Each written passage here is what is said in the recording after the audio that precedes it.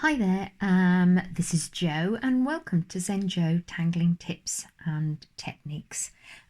Today in this video I just want to recap on the key points that we cover in the class about creating Zengems. Let me just move this out of the way. So Zengems can be created in many ways, but the way that the technique that I teach involves using a waxy based pencil. I use Prismacolor Premier pencils, another good substitute to the polychromos. And so let's just recap. I'll move these ones out of the way.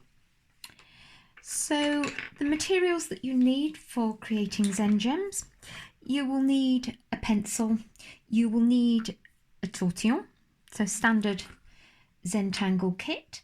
You will need a black pen, either a 01 or a PN, and I chop and change between the two, whether it's a 01 or a PN.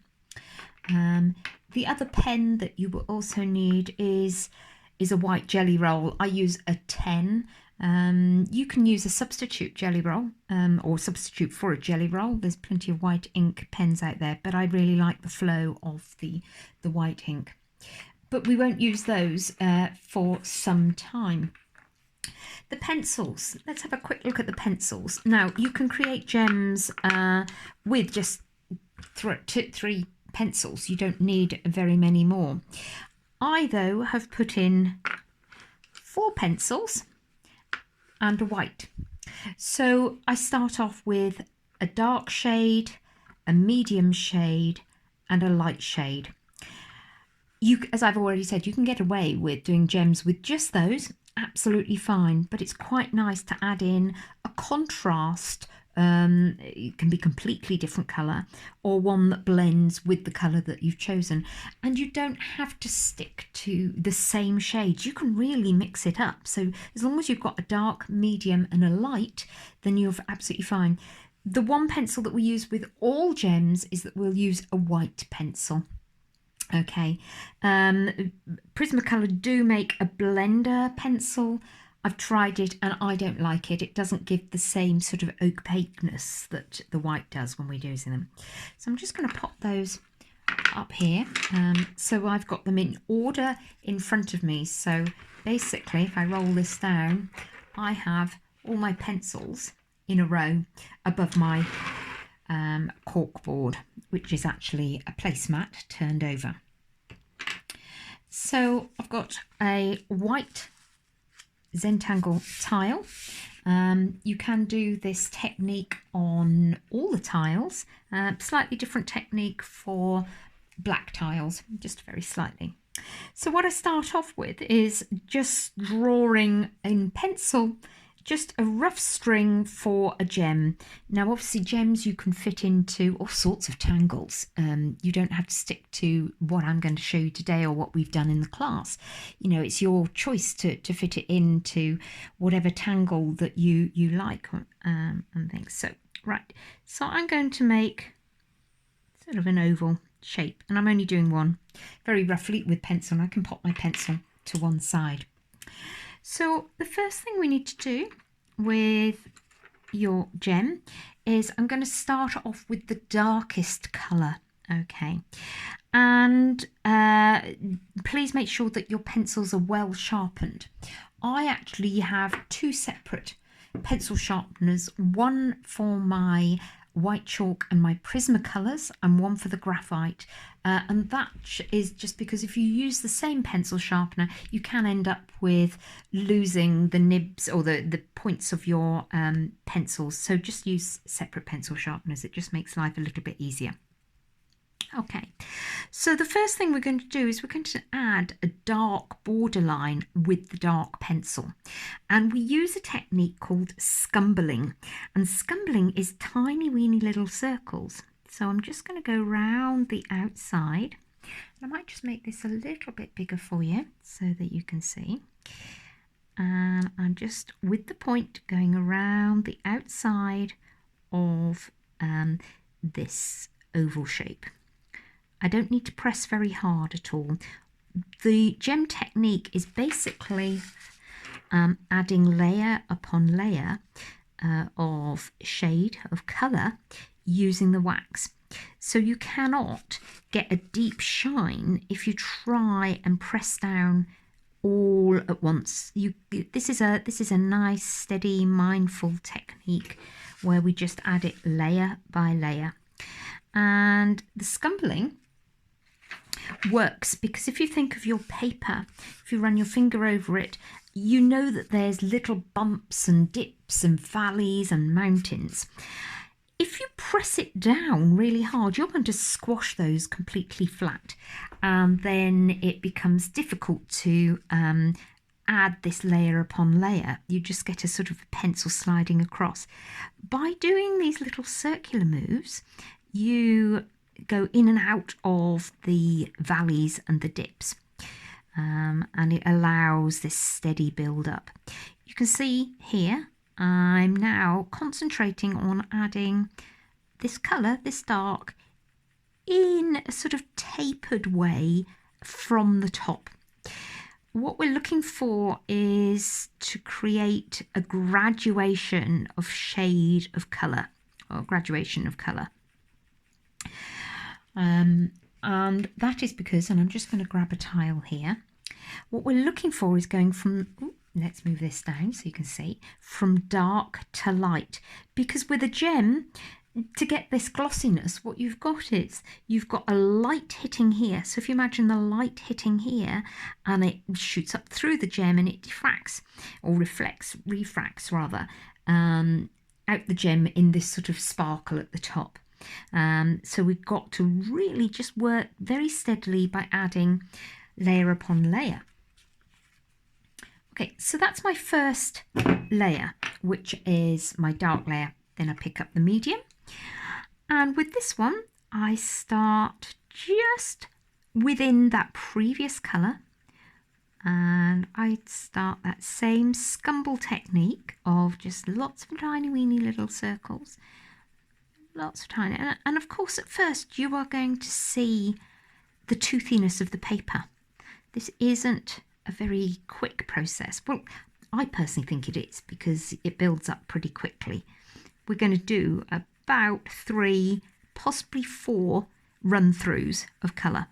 So you can see there I started up in the dark colour and I've brought that down. I will just put a little tiny weeny bit at the bottom. You don't want this area as thick, because you want to have this as your light source area. So I'll pop that aside and go to my lighter colour. So this is my lightest colour of the same tone, and I start within that same area, so, or the previous area. So I lay down a little layer of the light in the previous medium tone, and I bring this down. And yes, of course, at first you're going to end up with layering, which is quite obvious. Dark, medium, light. I'm just going to bring this here. Okay, and I'm not going to bother with taking it very much down to this bottom area. Okay, you could leave it like that and go on to the final stage, but what I'm going to do is I'm going to add a little bit of a sort of a light purple here. It's sort of a, what's it called? Oh, it's Parma Violet. This is the Prismacolor. Okay, and with this I'm again starting this within the previous shade. So this is within the light area. I'm using a very light touch, and again you can see these tiny little circular moves. Scumbling. Scumbling is such a fabulous word. Creates all sorts of images. Okay. There we go. So that is your first laying down of colour, and I'm going to leave this as a white area. Okay, so the white pencil. Pick up your white pencil, and instead of starting in that previous area, I'm going to start this within the white. Okay, so you're doing white on white, but you'll find that the tiles are sort of off-white, so you should see it. Now, you may well end up with little flecks of colour in this white area. You can blow them away. If they don't blow away, don't worry. Okay, because if you get a little smudges in here, it's a gem. It's not perfect, so it's actually quite nice to have flecks of colour. So I've laid down little circular motion of white in the white area, and then you start bringing it out. And as soon as I take it out into the colour, I can see that it's getting smudgy. Okay, and I'm going to take this white all the way up. So I'm taking it up through that purple, through the light blue, all the way up through the medium. And this is sort of the white, funnily enough, it provides sort of a bond between them all. You're not making it white, you're using it almost like a blending stick. And I'm just going to bring this, I'm just going to add a little bit just down here. Okay, so there we go, that's my white. So that's your first run through with your pencils.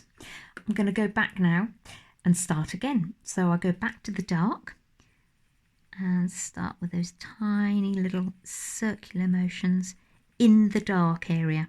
Okay, so again, I've still got quite a point on my pencil, so that's okay. And I'm going to bring this down just to darken the edge. The darker edge, if you do my shade class, you'll learn a lot more about dark and how that affects how we see something. Darkness recedes, so this actually gives your gem some depth and dimension by creating the image of the sides curving away as if you've got a beautiful polished almost pebble of a gem. I've changed to my medium colour and I've started this up in the dark colour. So what you've got now are a couple of layers. You've got a dark layer, a medium layer, we've done another dark layer, and now we're doing medium again. So this top area actually has 4 layers, as in the dark area. So I'm bringing this down. You can see this is a bit more glowy, and bring it down to the sides. And I'm going to swap now to my light blue. So again, I'm starting this scumble move, these little rotations within that the medium colour, and I'm bringing it down. I'm actually going to bring it down into that purple so it blends it down. And when you get to this stage, you will start feeling a difference in the way the pencil glides over, because you've got the start of layers of wax. You do not want to start putting lots of pressure on this, because what you will do is you will lift the paper surface. Change now, that was my light colour, and I'm starting with my very light purple, my violet colour, and I'm just going to bring that down. Very light touch. You'll be surprised how much colour you are actually taking from your pencil and leaving on your gem. Okay, so we've done a second run through with colour, and now I'm going to go for the white again. I'm going to blow away the little bits of colour that have come away from the pencil, and I'm going to start in the centre of the white with my white pencil, and I'm going to start feeding it out. And again, you will see as you do this, it starts blurring them, it starts blending those shades. You may find that you automatically put a very slight bit of extra pressure on there. That's fine. Just don't try to scrub or overfill this lovely coloured area, because you know you're working a lot in the same area, and the paper is delicate. You've got to look after it, so don't overwork it. So there we are. I've done a second run through with the white, but you've still got quite marked lines here. So that's only 2 run throughs with colour. Back to my dark colour, the darkest shade, and I'm starting again. Don't worry about the edges looking a little bit fluffy. By that I mean they're not sort of solid. The reason I don't draw a pen outline is because you don't need one at this stage, and we're going to cover the edge once we've done the whole gem. There we go. So I've brought this dark down. I'm not using a lot of pressure. It's just layering another layer, and you will start seeing that the toothiness of the paper starts disappearing. Some of it's actually quite nice because what it does is it gives an impression. I've changed now to the medium colour, starting this in the dark. Going back to saying it gives an impression of little flaws within the gem. You know, gems aren't perfect. And there I go again, perfect. I've got a bit of a bee in my bonnet about the perfection thing. We cannot achieve it, so don't go for perfect, go for loveliness, go for your best, go for something that you really enjoy. Perfect isn't worth it, no. And perfect isn't something that's really achievable. I've just blown away a few little bits of colour that were sort of falling back. Now I'm just going to lightly bring, very lightly, just run that medium further down into the light. Now going for the light colour, I'm starting this light. You can see I'm starting it quite high up into the medium. I'm starting it there. Actually, I'm going to take it up a little bit further. I'm not putting any real pressure because I can feel the waxiness beneath the pencil. So I'm literally just adding these tiny weeny circular moves so that it allows the wax or the colour from the pencil to be deposited on top of the layers that we've already put down. Now you can see I'm taking this blue, this light blue, down into the purpley area just to add a little bit more. I've blown away the little bits of colour again. I'm going to bring this down just a little bit. You know, we want this little light area, light source area, but we don't want it to be absolutely massive. Okay, so there we are. That's the light blue. You can see I've probably taken a little bit more time here. Sometimes you can just, with the point, you've got a very deep like dip in your paper, you can just very carefully fill with an edgy point, but I wouldn't worry about it too much. Okay, so now I'm going back to my contrast colour, and I'm going to start this high up to start with, go round. Oh, my dog's barking, which is typical when I'm doing a recording. I just hope nobody rings the doorbell.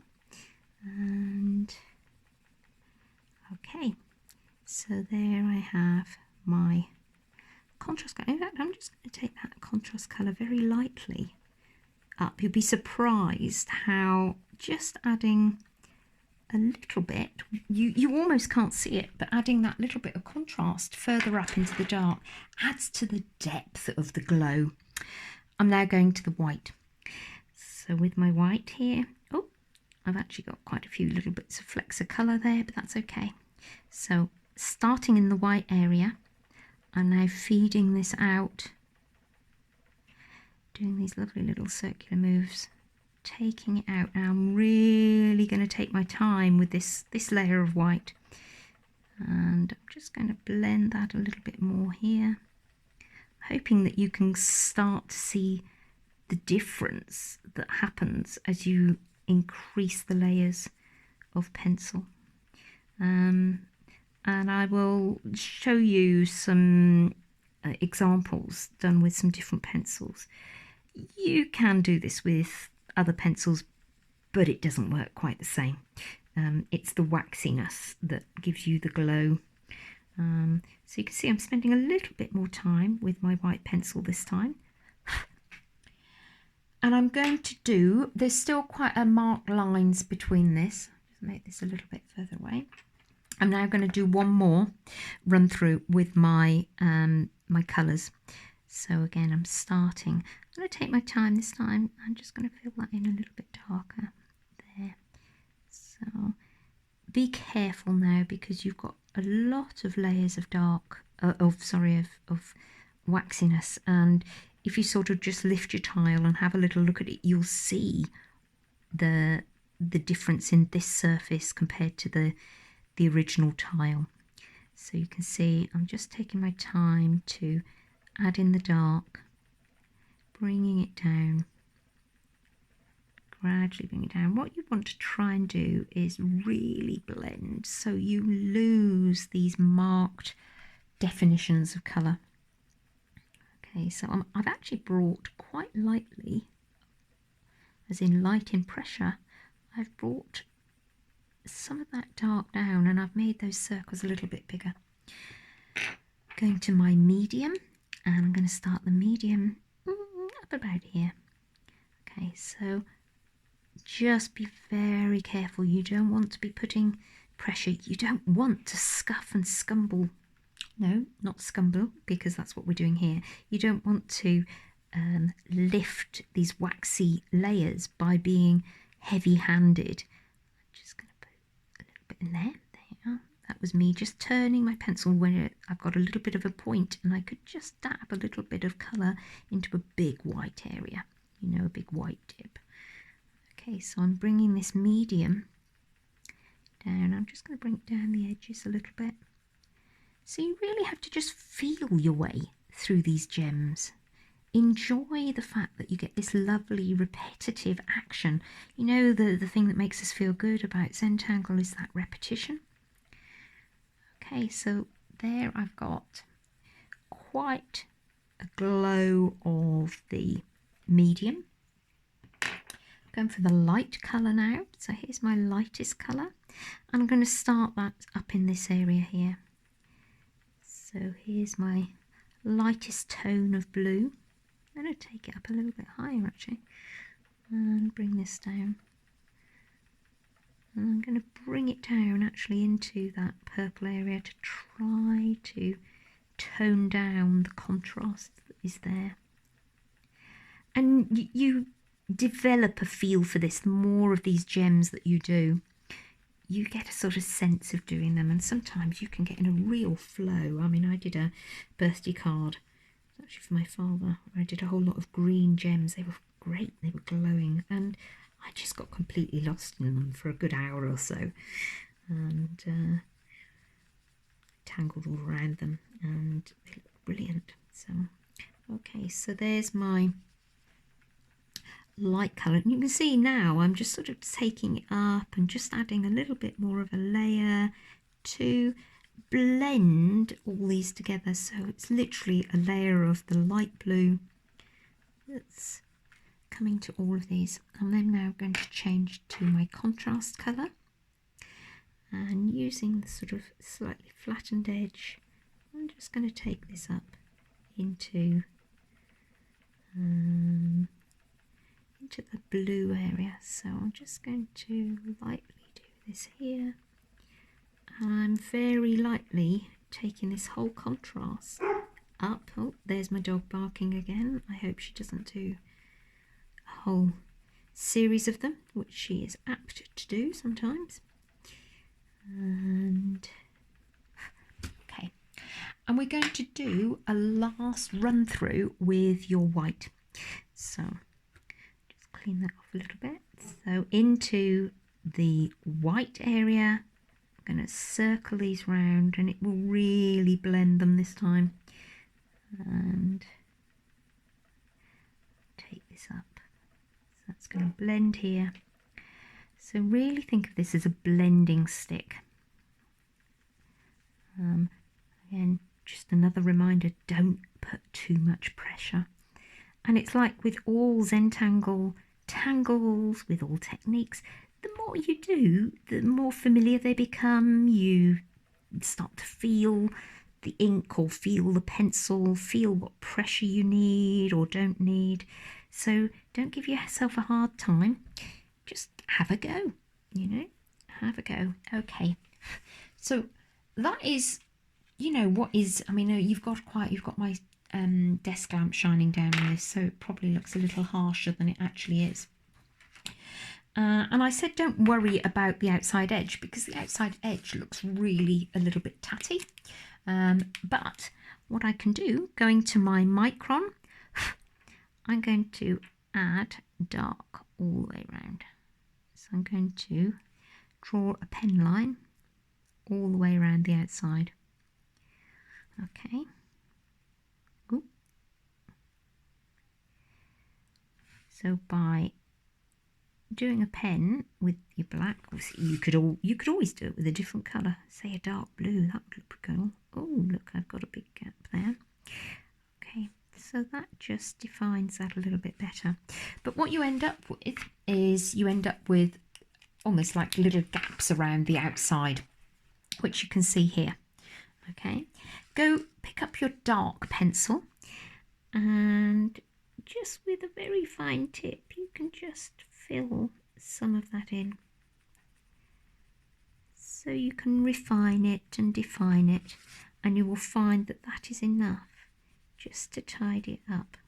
So just with the tip of your dark here, okay, and that just fills in those areas. Okay, what else do gems have? They have cracks and flaws in it. So using the graphite pencil, and this feels quite strange because you've got this beautiful gem here, I'm going to add some jig-jaggy, almost like tree branches or roots, with my graphite pencil. So I tend to do them from the outside towards the centre and just be brave. Sometimes I always do a couple that go sort of just over this white highlighted area, because it actually sort of shows it up a little bit more. Can you see if I enlarge that? And actually enlarging it, you can see that there are flaws still in the paper. So once you've done that, you're going to add your final little trick, which is you can add your highlights at the top. So where you've got the light shining in, it's going to pop out somewhere near the top. So using the jelly roll, I'll just turn my tile and make sure the ink is flowing, which it is. I've got quite a lot there. And I'm going to pop quite a nice sort of orb really of white jelly roll. No pressure, don't use any pressure with the jelly rolls, so you get the ink flow.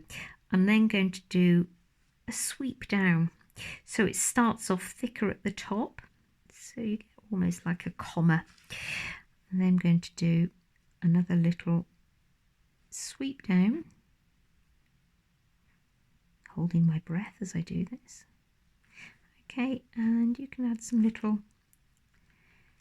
dots that bring it down, and there you have a reminder of how to do your Zengems. You can add any tangling, move that aside because that's got to dry. It'll take a little while because it's on wax, the jelly roll. So you can add any form of tangles around it. Many of these are tiles that I've done in Zengem classes. This one isn't. Okay, I've added little orbs. These are all pretty much same because they've been in Zengem classes, so I tend to stick to similar tangles and techniques just to give your gems some sort of format. But obviously you can play and do whatever you like with them. Just one last quick show you a tile here. These gems I did with other pencils. This was done with the watercolour Inktense pencils. Okay, not using any water, just using the same technique. This was done with the Staedtler Ergo Soft. Okay, and this was done with Faber-Castell watercolour pencils. The problem you do get with using watercolour pencils is as soon as you use the wet ink from the jelly roll, it just messes about with the watercolour pencil, obvious reasons. The same with the Inktense, you can see I couldn't get that sharpness. You don't get the depth. Let me choose a green one here. You don't get the same depth of colour that you do with the Prismacolors. I don't have polychromos, but I've seen some really awesome gems with polychromos. So whilst you can use other pencils, you definitely won't get the same effect. So there you go, Zengems with Zenjo. go away, have fun. I hope that helps with reminding you how to create Zengems. So thank you very much. Bye.